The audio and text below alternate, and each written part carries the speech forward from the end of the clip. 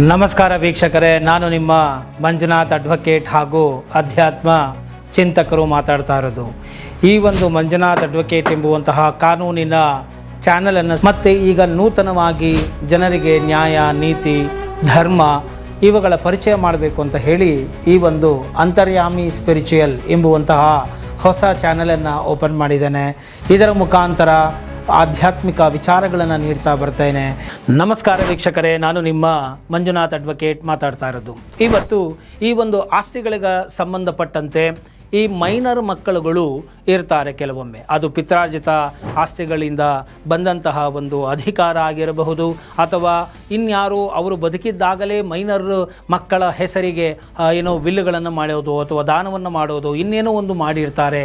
ಅವರು ಬೆಳೆದು ದೊಡ್ಡವರಾದ ಮೇಲೆ ಅವರು ಅದನ್ನು ಎಲ್ಲ ಚೆನ್ನಾಗಿ ಅನುಭವಿಸಲಿ, ಆ ಮಕ್ಕಳ ಮೇಲೆ ಇರುವಂತಹ ಪ್ರೀತಿಗಾಗಿ ಅವರು ಬಿಟ್ಟು ಹೋಗಿರಬಹುದು, ಅಥವಾ ಕೊಟ್ಟಿರಬಹುದು, ಅಥವಾ ಪಿತ್ರಾರ್ಜಿತವಾಗಿಯೇ ಬಂದಿರಬಹುದು. ಒಂದು ಆಸ್ತಿಯ ಮೇಲೆ ಮಕ್ಕಳಿಗೆ ಅಂದರೆ 3 ತಲೆಮಾರು ಅಂದರೆ 3 ಜನರೇಷನ್ ಮಕ್ಕಳು, ಮೊಮ್ಮಕ್ಕಳು, ಮೊಮ್ಮಕ್ಕಳು ಈ ರೀತಿಯಾಗಿ ಒಂದು ಹಕ್ಕುಗಳು ಹರಿದು ಬರುವುದು ಸಹಜ ಪಿತ್ರಾರ್ಜಿತ ಆಸ್ತಿಗೆ ಸಂಬಂಧಪಟ್ಟಂತೆ. ಸೊ ಈ ಒಂದು ಮೈನರ್ ಮಕ್ಕಳು ಅಂದರೆ ಅಪ್ರಾಪ್ತ ಮಕ್ಕಳು. ಈ ಮೈನರ್ ಅಂದರೆ ಯಾರು? 18 ವರ್ಷಕ್ಕಿಂತ ಕೆಳಗೆ ಇರುವಂತಹವರು. ಅವರು ನಾವು ಮೈನರ್ ಮತ್ತು ಅಪ್ರಾಪ್ತರು ಅಂತ ಹೇಳಿ ಕರೆಯಬಹುದಾಗಿದೆ. ಈ ಒಂದು ಮೈನರ್ಗಳಿಗೆ ಸಂಬಂಧಪಟ್ಟಂತೆ ನ್ಯಾಚುರಲ್ ಗಾರ್ಡಿಯನ್ ಆಗಿ ಯಾರ್ಯಾರು ಬರ್ತಾರೆ ಅಂತಂದರೆ ಬಯಾಲಜಿಕಲ್ ಅಂದರೆ ಭೌತಿಕವಾಗಿ ತಂದೆ ತಾಯಿ ಬರ್ತಾರೆ, ಮತ್ತು ಅಥವಾ ಕೋರ್ಟು ಅಪಾಯಿಂಟ್ ಮಾಡಿರ್ತಕ್ಕಂಥ ಒಬ್ಬ ಪರ್ಸನ್ ಆಗಿರ್ಬೋದು, ಕೋರ್ಟ್ ಅಪಾಯಿಂಟೆಡ್ ಗಾರ್ಡಿಯನ್ ಅಂತಲೂ ನಾವು ಕರೀತೇವೆ. ಸೊ ಅವರುಗಳು ಕೂಡ ಬರಬಹುದಾಗಿದೆ.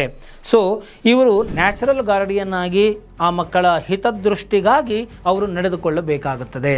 ಆ ಮಕ್ಕಳಿಗೆ ಒಂದು ಹಕ್ಕು ಅನ್ನೋದು ಕಾನೂನು ನೀಡಿರುತ್ತೆ.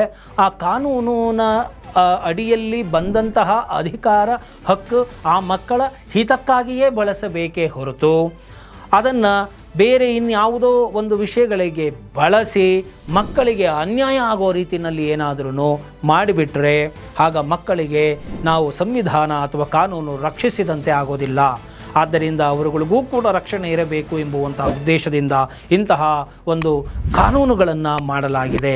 ಸೊ ಈ ಯಾವುದೇ ಒಂದು ಮೈನರ್ಗಳಿದ್ದರೆ ಅವ್ರಿಗೆ ನ್ಯಾಚುರಲ್ ಗಾರ್ಡಿಯನ್ ಆಗಿ ಮಾಡಿಬಿಡ್ತಾರೆ. ಆದರೆ ಕೋರ್ಟ್ ಪರ್ಮಿಷನ್ನು ಇರೋದು ಬಹಳ ಮುಖ್ಯ ಅಂತ ಅನಿಸುತ್ತೆ.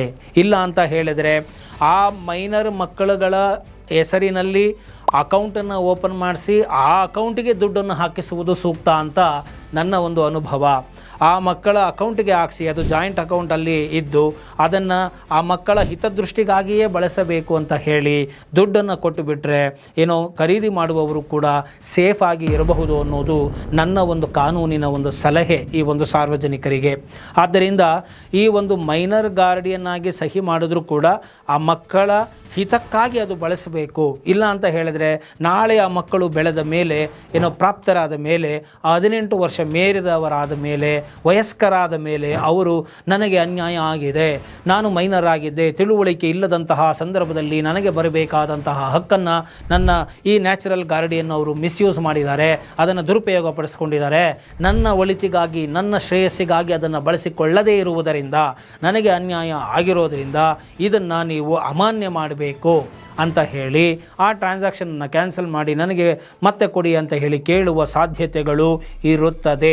ಆದ್ದರಿಂದ ಈ ಒಂದು ವಿಷಯಗಳಿಗೆ ಸಂಬಂಧಪಟ್ಟಂತೆ ನಾವು ಕೋರ್ಟಿನಿಂದ ಅನುಮತಿಯನ್ನು ಪಡೆದು ವ್ಯವಹಾರಗಳನ್ನು ಮಾಡುವುದು ತುಂಬ ಸೂಕ್ತ ಅಂತ ಹೇಳಿ ಸಾರ್ವಜನಿಕರ ಹಿತದೃಷ್ಟಿಯಿಂದ ಹೇಳ್ತಾ ಇದ್ದೇನೆ. ಈ ವಿಚಾರಗಳಿಗೆ ಸಂಬಂಧಪಟ್ಟಂತೆ ಗಾರ್ಡಿಯನ್ ಆ್ಯಂಡ್ ವಾರ್ಡ್ಸ್ ಆ್ಯಕ್ಟ್ 1890 ನಿಮಗೆ ವಿವರವಾಗಿ ತಿಳಿದುಕೊಳ್ಳಬಹುದು.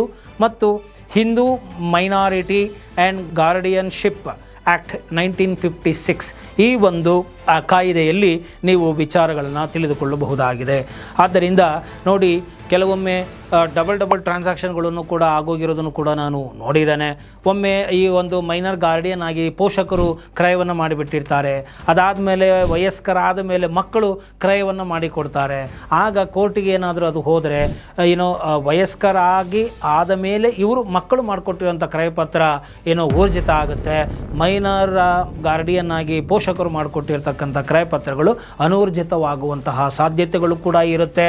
ಆದ್ದರಿಂದ ಈ ತರಹ ತರಹದನ್ನು ಕೂಡ ನಾನು ನೋಡಿದ್ದೇನೆ, ಕೇಳಿದ್ದೇನೆ. ಆದ್ದರಿಂದ ಸಾರ್ವಜನಿಕರು ಈ ಒಂದು ನಿಟ್ಟಿನಲ್ಲಿ ಮೋಸ ಆಗಬಾರದು ಎಂಬುವಂತಹ ಒಂದು ಸಾರ್ವಜನಿಕರ ಒಳಿತನ್ನು ಚಿಂತಿಸುವ ವ್ಯಕ್ತಿ ಆಗಿರೋದ್ರಿಂದ ಇಂತಹ ಸೂಕ್ಷ್ಮವಾದಂತಹ ಕಾನೂನುಗಳನ್ನು ನನ್ನ ಅನುಭವದಲ್ಲಿ ಕಂಡಾಗ ನಾನು ನಿಮಗೆ ತಿಳಿಸ್ತಾ ಹೋಗ್ತಾ ಇರ್ತೇನೆ. ಸೊ ಈ ಒಂದು ಅಂಶ ನಿಮಗೆ ಇಷ್ಟ ಆಗಿದೆ ಆದಲ್ಲಿ ಮರೆಯದ ಹಾಗೆ ಲೈಕ್ ಕೊಡಿ, ಇತರರಿಗೂ ಕೂಡ ಶೇರ್ ಮಾಡಿ, ಕಾಮೆಂಟ್ ಮಾಡಿ ಅಂತ ಹೇಳ್ತಾ ಈ ವಿಡಿಯೋಲಿಗೆ ಮುಗಿಸ್ತಾ ಇದ್ದೀನಿ. ಜೈ ಹಿಂದ್, ಜೈ ಕರ್ನಾಟಕ ಮಾತೆ.